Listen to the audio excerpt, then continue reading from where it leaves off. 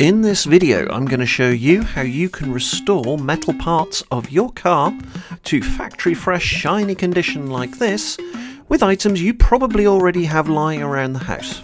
Hello and welcome to another episode of Punto How To. I am currently in the process of restoring this 1998 Fiat Punto Cabrio, a very rare car here in the UK, but unfortunately progress has stalled due to having to wait for parts to come from Italy. I was not very happy with the condition of these air filter brackets, so I decided that they needed some freshening up. I had recently been reading about the process of electroplating metals, and I thought I would give it a go.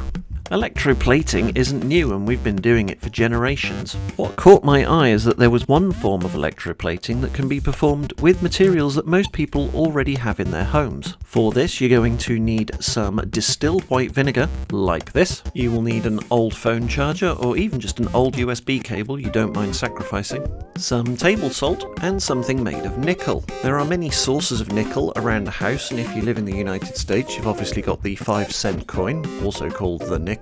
If you want to get reasonably good results, I would recommend buying one of these metal plates off somewhere like Amazon or eBay. I'll pop a link in the description, and that will give you a fairly pure form of nickel. So first up, this is not a concours car, so I'm not going for perfect results. You are going to need to remove all the rust from the surface of your piece. If you want much better results, you may want to use sandpapers of varying grit to get a really smooth finish. Once I'd stripped off all the rust and other dirt, I was left with this nice shiny bare steel. And now comes the fun part. Fill a jug or some sort of container with your white vinegar. I would recommend not using a metal container for this, so something glass or plastic should be fine. You're going to add a little salt to the vinegar, and that's going to help the conductivity of the liquid.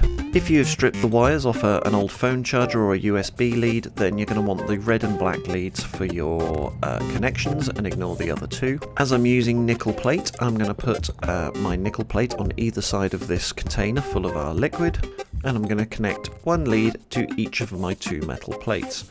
Be careful to give yourself plenty of extra wire so that they don't pull and short the two metal plates together. Plug it in or power it up, and then you're going to leave this mixture for as long as possible, and it will slowly over time turn green. This green colour is caused by electrolysis and the atoms of the nickel from your material moving into the liquid. Leave it long enough and you'll find that the metal plate connected to the positive lead will start to dissolve in the metal, and if you have the power turned up high enough, you'll find that the nickel starts to build up on the plate that is connected to the black or ground wire. Once the liquid has turned a nice deep green colour, you are ready to metal plate your part. At this point, we're going to remove the black lead from the nickel plate, and we're going to take that plate out, and we're going to connect our black lead to our part, either directly in this case, or by using a piece of copper wire or something that you can put down into the liquid with the part suspended in it. Because my part is actually too big to do in one piece, I'm going to just connect my clip directly to the piece itself, and then I'll have to rotate the piece part way through to make sure that I get a good coating of nickel across the whole part. This can sometimes leave a line in the part, but I'm not too worried about that because I know the way this part is fitted to the car, it won't be seen. Leave that for about 15 to 20 minutes. And then when you come back, you should find that your part looks a little bit shinier, or it might have some dark patches if you've put too much voltage in. Either way, the part will have changed in appearance and colour. Take the piece out of the bath and give it a good rinse under a tap. This just washes the part and removes any of the vinegar solution from the surface. What is recommended is using like a distilled water, but I'm quite happy literally to run this under a tap because again, it's not a perfect piece. If you're interested in the chemistry of this, when you electrolyse the nickel into the vinegar, what you're creating is a nickel acetate. During the process, we combine the acetate in the acetic acid of the vinegar with the nickel to create the nickel acetate. And it gives off a hydrogen gas which can be seen in the form of bubbles that appear on the negative electrode. Positively charged ions of nickel are attracted to the negative electrode, and it deposits nickel in a thin layer on the negative electrode. If you replace that electrode for a piece of metal that you want to make very shiny, then you metal plate that piece.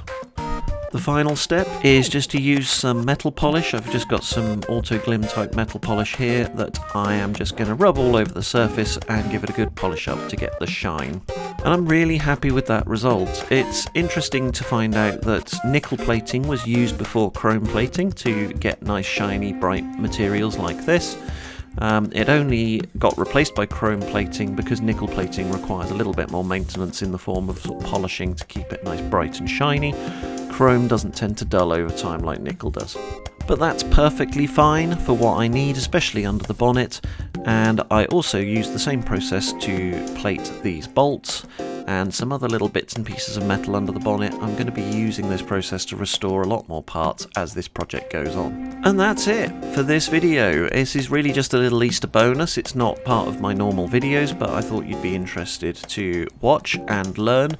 Give it a go. It's really simple, and you've almost certainly got most of the parts needed to do this in your house already. And let me know in the comments below if you do. Also give us a thumbs up, say hello in the comments, and don't forget to subscribe. I will see you in the next video.